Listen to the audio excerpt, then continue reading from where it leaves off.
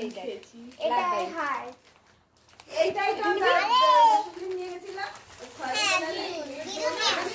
এই নে তোর একটা দিদির একটা কোনটা নিয়ে এই মাকে দাও সবাই ভাগ করে। না এই বড় দিদি আসো না। আমার ডায়াবেটিস হয়ে যাবে।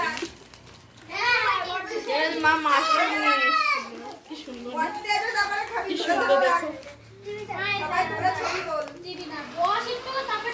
এটা বলতে পারবো এই গরিমা চুল আসলেছিস না চল আই কি নিয়েছিস না না আমি খাবো আমার মুখ টক হয়ে যায় তুই খা